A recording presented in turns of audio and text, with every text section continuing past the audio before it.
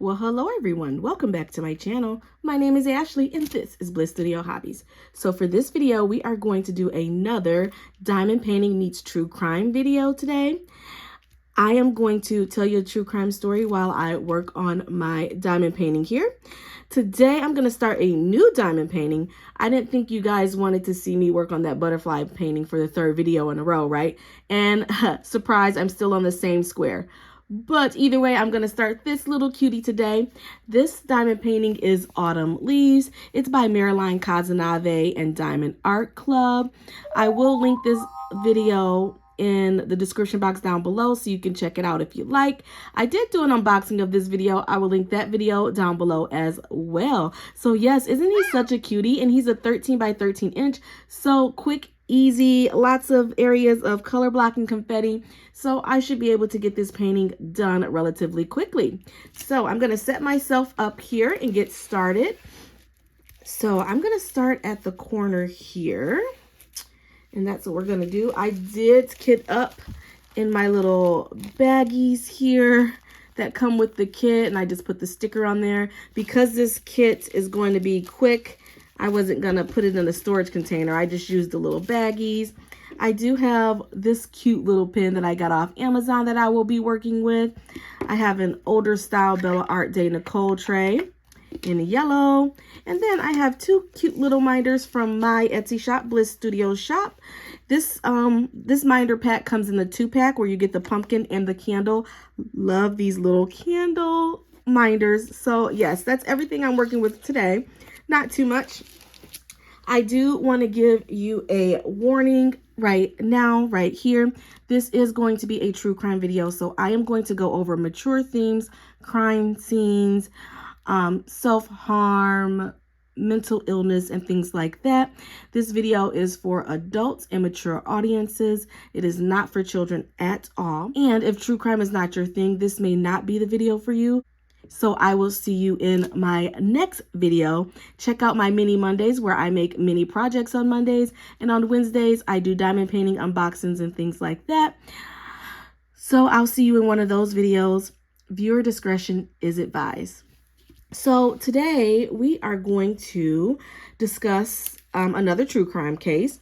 We are going to go over how two people's attempt to blend families resulted in a horrible Halloween tragedy.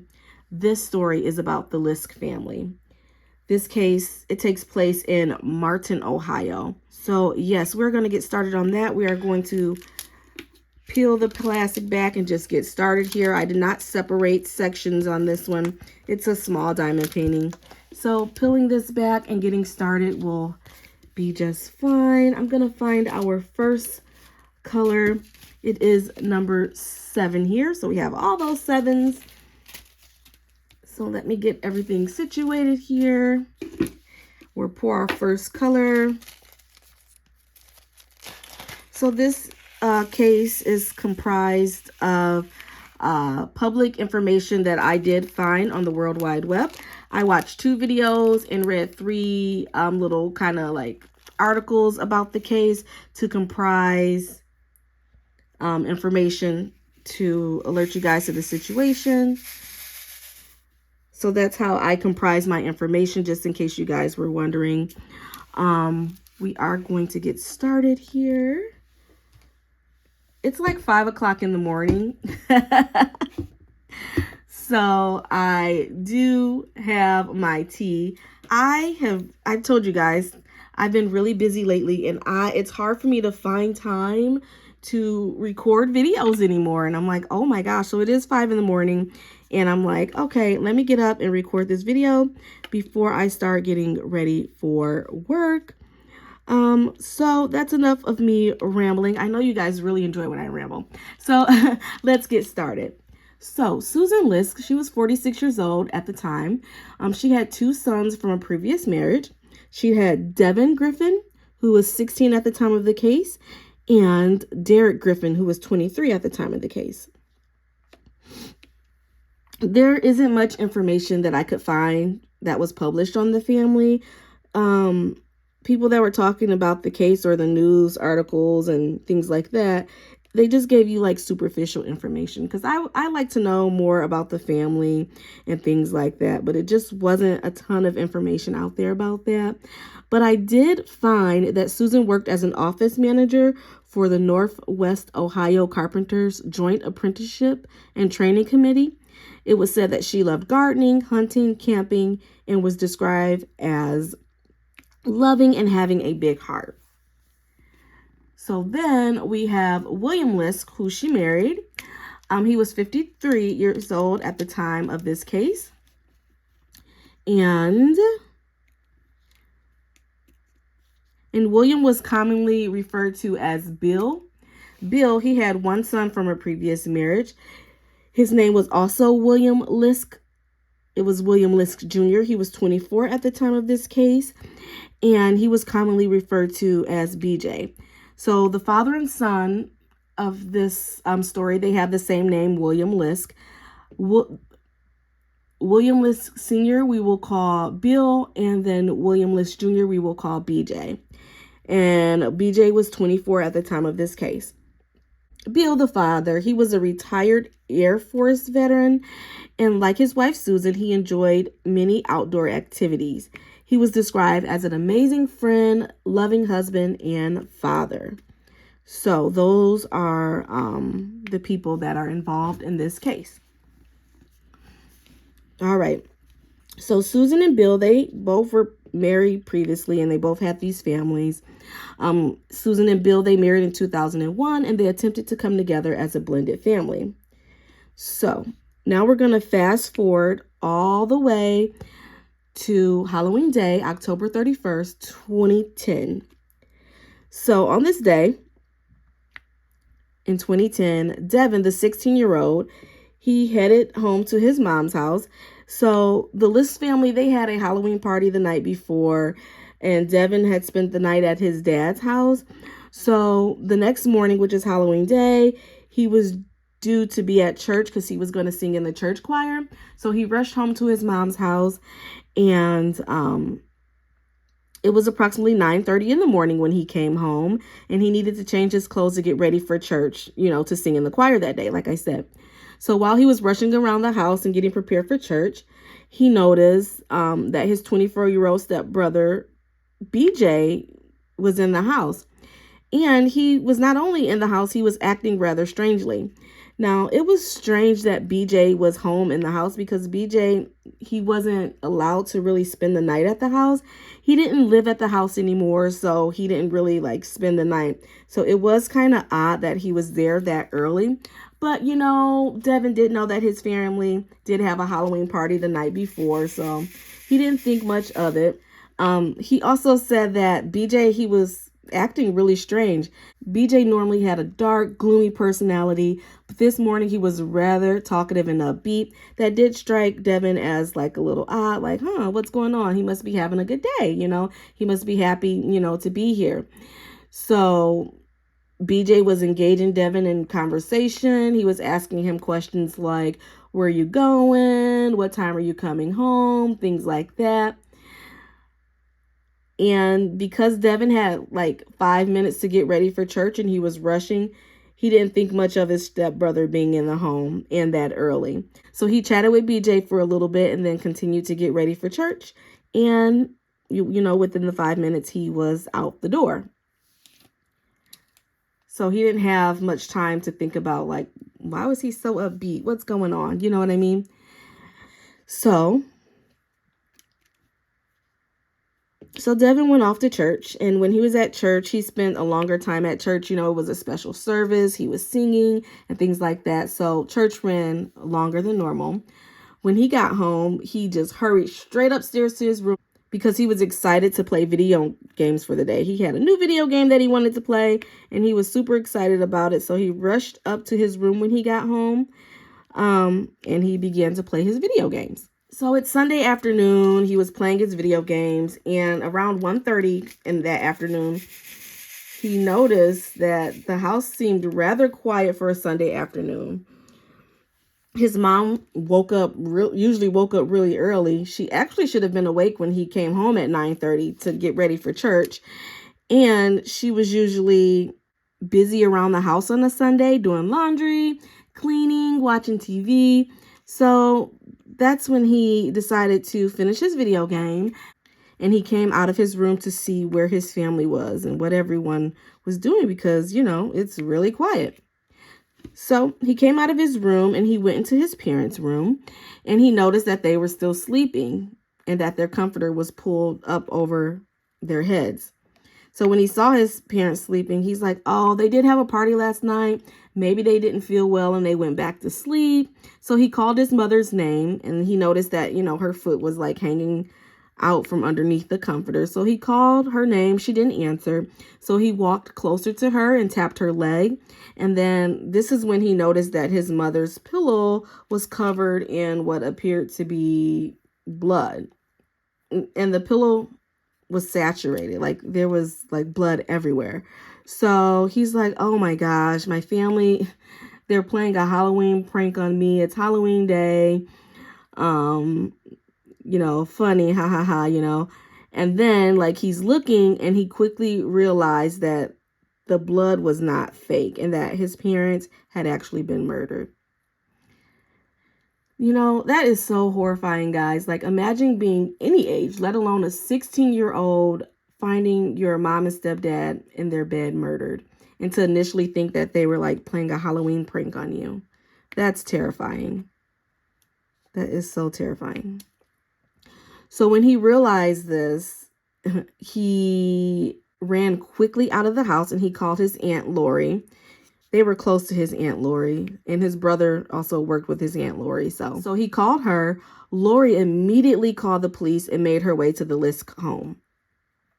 When she arrived at the Lisk home, she met with the police and told them that she thought that BJ was the one to do this to the family because he was always in trouble with the law, and he had threatened his stepmother Susan on several occasions. So immediately, you know, Lori was like, oh my gosh, BJ did this. I know he did it. You know, he's in trouble all the time, and he, you know, threatened them several times. Because I'm not paying attention, my drills are all wonky. I can easily fix them, but still, I'm like, get your stuff together. Place these drills right. Alrighty. I like this green color. This is 371. It's like a pea green. All right, so the police are there. Lori's telling them who she thinks, you know, did this to the family. Everyone's distraught. But the local authorities, they were very familiar with the Lisk home because, as Lori said, you know, BJ had been in trouble before, and authorities has come to the Lisk home on several occasions because of disturbances in the past. So they were very familiar with the home, and they were very familiar with BJ. So, you know, they began to search the home and process the gruesome crime scene. They gathered information and they asked, you know, who else lives in the home, and they found that Susan, Bill, and Susan's two boys, Devin and Derek, lived in the home. Susan and Bill were unfortunately, you know, dead, and Devin was accounted for. But where was Derek, the other brother, you know? Also, you know, where was BJ? He was reported to be in the house earlier that day, and now he was nowhere to be found. So Derek and BJ were like not accounted for. So at this point, they're like, did BJ do this, or did someone harm BJ as well? And now taking him and Derek, and you know, there's so many things going around because at this time they hadn't finished going through the house. So, you know, on further examination, it was found that Bill had been shot 5 times in the face and in the head, and he was shot at close range, 1 to 2 feet away. He was lying in like a neutral position, sleeping position. And then Susan, on the other hand, was found sprawled awkwardly in the bed. And it was suspected that, you know, Bill was shot first the 5 times. And then it kind of startled Susan and woke her up a bit. But before she could realize what was going on, she was shot 3 times. And it was also found that she was sexually assaulted. And it looked as if her body was moved. Remember when I said that Devin saw her foot hanging out from underneath the cover. It looked like maybe she had fallen off the bed a little bit, and they threw her back in the bed and then covered them up with the blanket. So that is what they suspect, you know, kind of happened, because it was found that Bill more than likely, you know, died first. So the police, they continued to search the house, which had no obvious signs of struggle. So they knew that, you know, they were more than likely, you know, killed in bed before they had a chance to like wake up and start their day. There was no struggle, no signs of struggle in the house or anything like that. And then they came upon Derek's room. Surprisingly, the door to Derek's room was locked from the inside, so they had to kick the door in. So when they got the door open, they found 23-year-old Derek curled up in his bed with his back towards the door, and his face was like facing the wall. And he was no longer alive. Derek was said to be very active. He had a black belt in karate. He loved spending time on his sailboat on Lake Erie. A close friend of his even said that she would miss him for their inside jokes that they shared, their midnight Wendy's runs, and that he was always there for her. That's so sad. He's 23 years old. Derek's cause of death was much different than his parents'. They had been shot, but Derek, he died from blunt force trauma to the head. And it's reported that he likely died in just a couple of minutes of the first strike. And then later, while searching the house, police found a bloody claw hammer, and it seems to match Derek's wounds. This hammer, along with other several family guns, were seized and sent into evidence. So, you know, they were hunters. They had many guns. So the police took all those guns and the hammer, and they took them into evidence to process them. But it didn't seem like any of the guns that they took from the house was the weapon that had killed the Liske family, because they were shot with .22.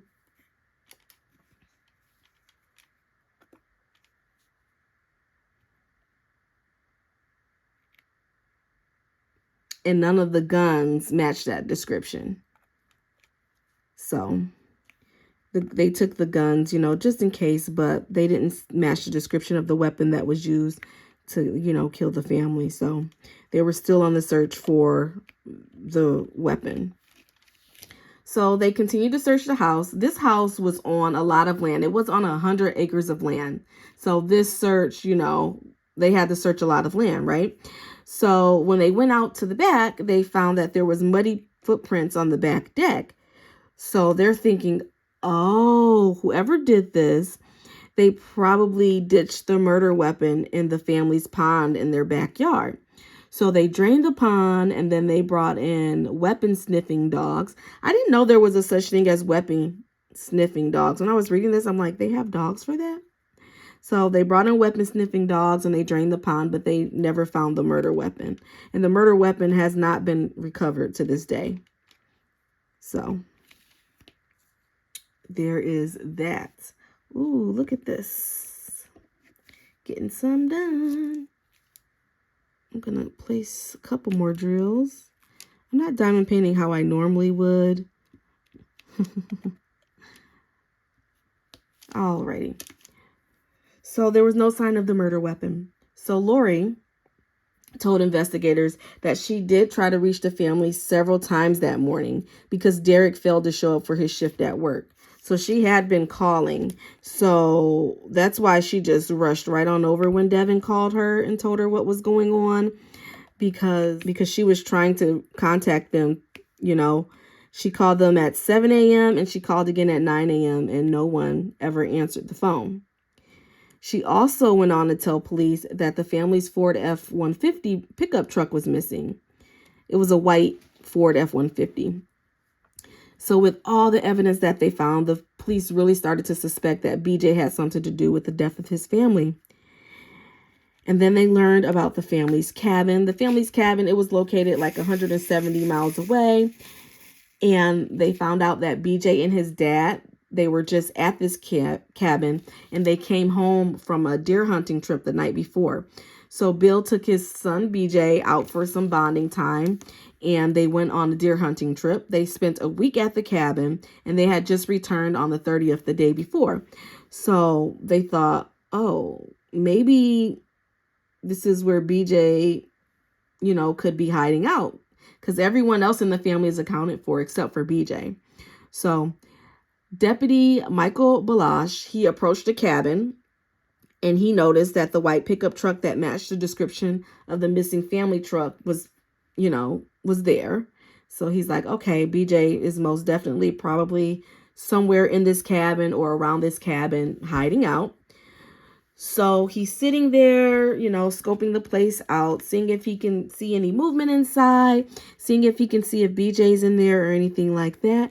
And then all of a sudden, BJ emerges from the cabin door. He stands on the porch and he begins to smoke a cigarette. So he's like, oh, okay, got him. So then Deputy Balash, he decided to approach BJ with his gun drawn, and he called for backup. BJ was then arrested, and they searched the cabin. They took BJ's clothing and the truck into evidence to get it processed to see if they can find anything. BJ was initially only charged with 1 count of murder so they can book him and things like that, until they can charge him for the only crime. And they also found through their investigation that BJ had arrived at the cabin less than an hour before he was arrested. And they found this out because they found a security camera at a local subway to the cabin. And they found BJ where he was purchasing a sandwich. That uneaten sandwich was found in the cabin during the search.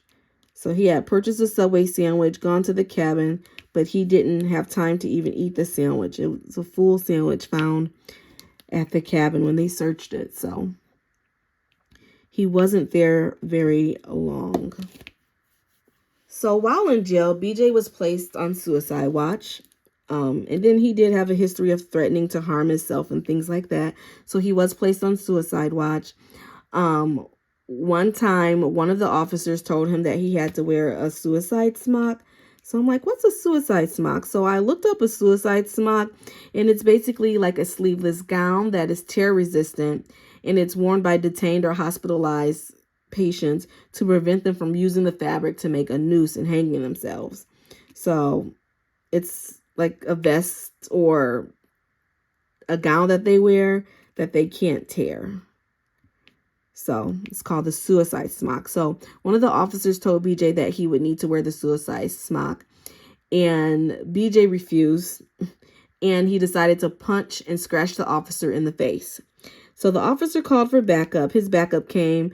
They said, if you don't put on this smock and if you don't settle down, we're going to have to, use the stun gun on you.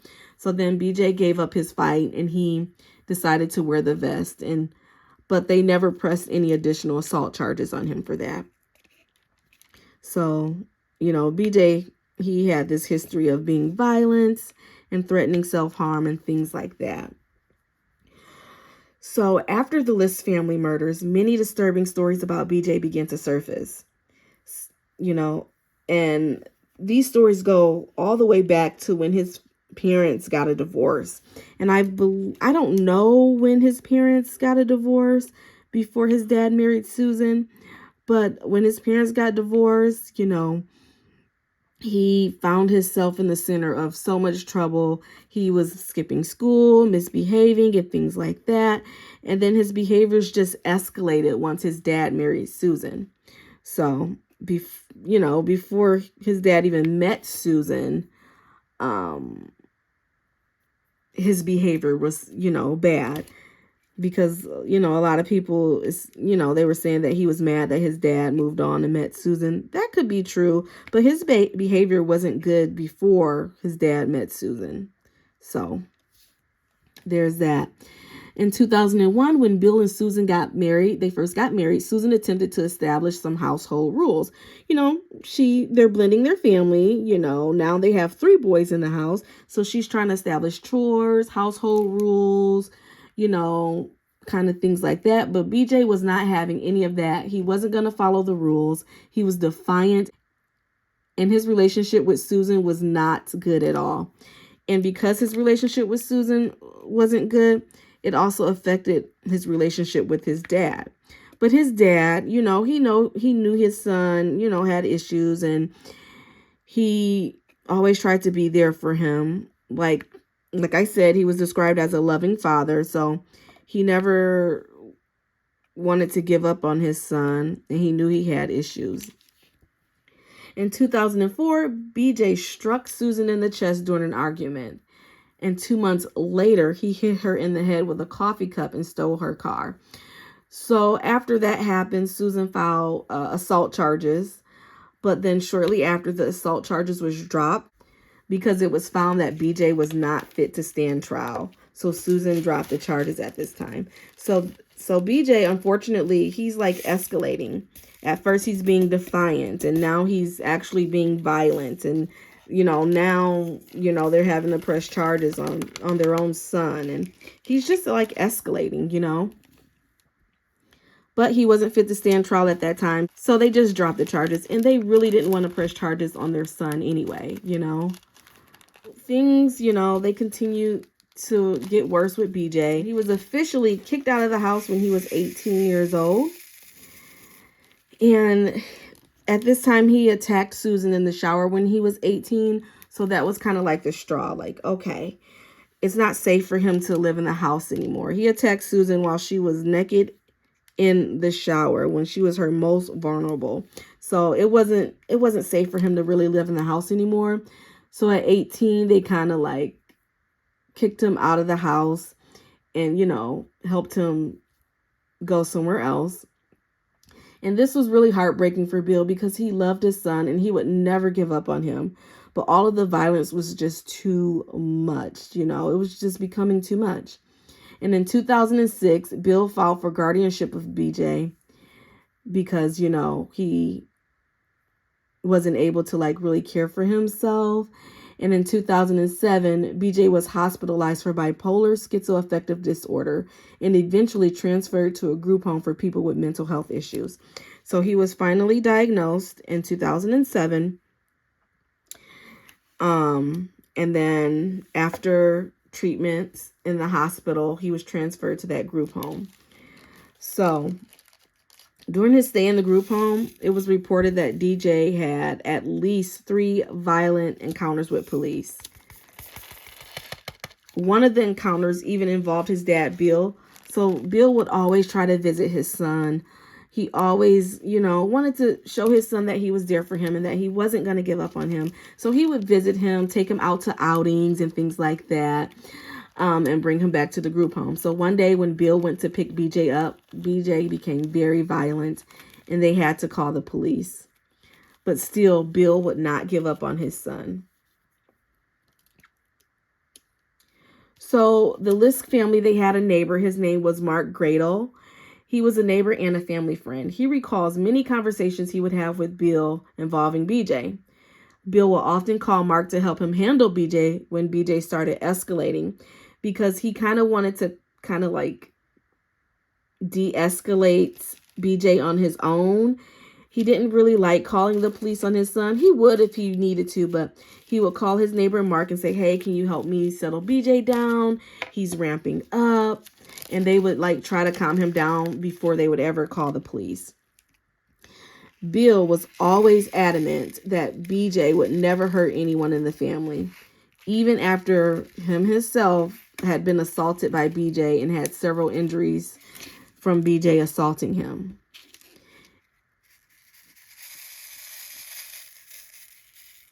So even though BJ, was doing all this, he's like, he would never hurt any of us. So the neighbor Mark, he goes on to say that BJ was even suspected of harming animals in the neighborhood. And he recounts an instance when his dog came home with 2 gunshot wounds. It was found that his dog was wounded by a .22 caliber gun, and he was sure that BJ was the one to do this to his animals. And there was like other animals in the neighborhood being hurt and things like that. So, I mean, this is really kind of hard because we did, the family did have signs that BJ, was escalating and things like that, but they didn't want to give up on him. And it's kind of hard because what do you do when, you can't control your son, and then, you're getting these reports that he's like harming animals and things like that, and you're trying to get him the help that he needs, but it's kind of failing. Mental health is kind of like that sometimes, and it can take a toll on family. I know that from personal experience. So, like, what do you do in this situation, besides getting them in the mental health facility and getting them the help that they need? You know what I mean? But through all of the turmoil, Bill's goal was to get BJ the help that he needed, especially since BJ did well when he was taking his medications. But the sad part is BJ was never consistent with his medications, because once he would start to feel better, he would think he didn't need the medication and he would go off of them. And then he would start self-medicating with marijuana and alcohol. So that's very common in like mental illness, especially, like kind of like schizophrenic disorders. They take the medication, they start to feel better, and then they think they don't need the medication. But they don't realize, this is not for everyone. This is for some people. They don't realize that you're feeling better because you're taking the medication, So it's like a spiral. And like I said, I have personal experience with this, and it's rough, So BJ, we're all thinking like, why was BJ at the house? He wasn't really allowed to spend the night because of his violence. Why did they let him spend the night? What's going on? So the night before Halloween on 10/30, when Bill and BJ, they had come back from their camping trip, and the Lisk family, they're having a Halloween party. The neighbors are there, friends are there, everyone's having a good time. Susan and Bill are drinking, and BJ's group home was in Sandusky, which was a little ways away. So because they were drinking and having such a good time, the party ended. It's after midnight now that the party's ended. They didn't really think it was safe to drive BJ all the way back to Sandusky to his group home. So they decided that BJ, he could spend the night for just the night, even though that's not typically what they do. They would typically drive him back, to avoid any kind of incidents or outbursts or anything like that. But this night they said, we had a good time. Everyone was having a good time at the party. Nothing happened. There was no outbursts at the party. So they thought BJ would be fine for just the one night to stay at the house. So they made up like the little couch bed for him, and they allowed him to spend this one night. And I'm thinking, man, would they still be alive if they stuck to like the normal plan and BJ wasn't allowed to spend the night and someone had just driven him back to his group home? I guess we would never know. And I guess, BJ could have harmed them even if he didn't live in the home. He didn't necessarily have to spend the night to harm anyone, because he was harming them before, So I don't know. And then the night before, Devin, he also spent the night at his father's house that night. And he was the one that, wasn't hurt. So did him spending the night at his father's house save his life? So there's so many, like questions, things like that. So the timeline of the events of the crime, they're kind of like murky. There is no like definitive timeline or anything like that. But remember, I talked about Mark Gradle, the neighbor. His wife did tell police that she heard gunshot wounds at 6:30 in the morning.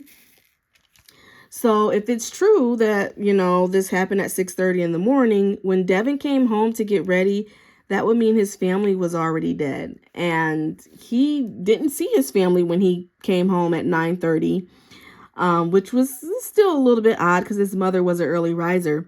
So he didn't see his family at that time. He only saw BJ, and BJ was asking him like, when would he be back and things like that. So had his family already been dead when he came home at 9:30? I mean, they never really told us that. So maybe her timeline is right. maybe, you know, there was also talks of maybe BJ actually killed the family the night before, and that's why Devin was spared, because he wasn't there when it happened.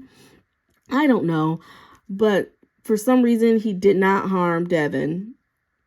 And I'm thinking maybe it's because Devin just came in the house to get dressed really quickly and people were waiting for him and he didn't want to like get caught or whatever, so he didn't want to do anything to him. I don't know. But people did report that Devin and Derek, the brother that he did harm, they did not have a good relationship. They didn't really get along at all. And in fact, Mark, the neighbor, said that during the Halloween party, Derek kind of stayed away. And he was always like, stayed away, you know, when BJ was around, because they didn't get along and BJ was known to be violent. So there's that. They did not get along. Looking for my next color.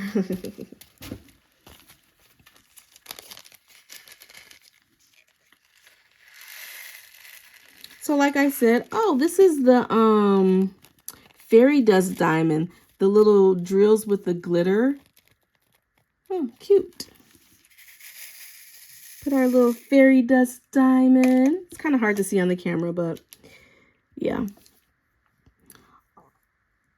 All right, so the timeline to the murders and all that was never really confirmed. I believe that they know like the time frame, but they never really made that information public, or I couldn't find it, you know.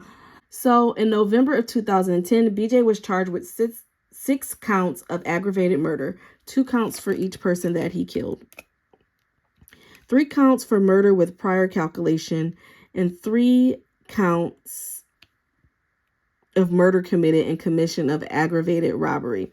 So I didn't know that you could be charged for more than 1 count of a murder per person. I guess I didn't realize that. So BJ pled not guilty to all of his initial charges. He had 2 competency exams and he was deemed fit to stand trial. So this time he was deemed fit to stand trial. And on August 12, 2011, BJ ended up changing his plea to guilty. He changed his plea to guilty on 3 counts of murder so that he didn't face the death penalty. So they're like, look, you're not getting away with this with all the evidence. You might as well change your plea so you don't get the death penalty, right? So he did. He changed to guilty on 3 counts. And BJ, he later apologized for murdering his family. But when he apologized, he blamed Satan and his mental illness for his actions. Now, I do believe that his mental illness did play a large role in what happened here. That doesn't go on to say that any person with mental illness is going to do something like that. Everyone's different, but I do think that that did probably play a role in his actions. In September of 2011, BJ was sentenced to 3 life sentences without the possibility of parole. So he was sentenced and no possibility of parole. And then on March 31st, 2015, at 11:25 p.m., BJ was found dead in his cell from a self-inflicted wound. BJ was 29 years old when he died. So I think about that, and I think about, you know, the fact that they initially had him on suicide watch and things like that. And then I was trying to find like how, you know, a little more detail to the story, but there just wasn't a lot. But they did say that the wounds seemed to be self-inflicted when they investigated his death and things like that. So there's that.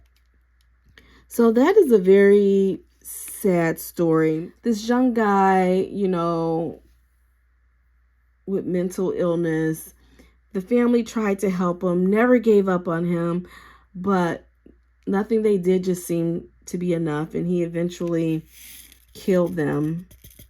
And Devin, the brother who was 16 at the time, probably traumatized for life. And there isn't much information about him after the fact, so there's that. That is the Lisk family murders. It happened on Halloween night in 2010. That was a rather quick story. I thought it would be longer than that when I was like putting the notes together. But that's that. And then I got a little section done here. Hopefully, I'm not going to say I'm going to finish this diamond painting by the end of the month because it is it the 27th or the 28th? I don't even know the date today. But it is, oh, it's October 27th. So yes, guys, I'm rambling. That is all I have for you today. Thank you so much for joining me. I am enjoying researching these cases and putting my notes together. And I feel like I'm getting better with each video, like being able to diamond paint and tell the story. So hopefully I get even better as each video comes along. I think true crime is something that I'm going to stick with on the channel because I did initially start for the Halloween season, but I think I'm gonna, do some true crime here and there because I enjoy this style. Sorry, my alarm clock went off telling me to wake up. But I think I was saying, I think I'm going to continue to do the true crime instead of like the whipping chats. I was doing the Am I the A-hole whipping chats, but I think true crime will be something that I stick with on the channel, and maybe I'll alternate or something like that. But I have been enjoying researching these cases and things like that. So we will see what the future holds. Thank you guys so much for joining me. I appreciate each and every one of you. If you love diamond painting, crafting, and all things hobbies, make sure you like, comment, subscribe, and share my videos with a friend. Until then, I will see you guys in the next video. Bye-bye.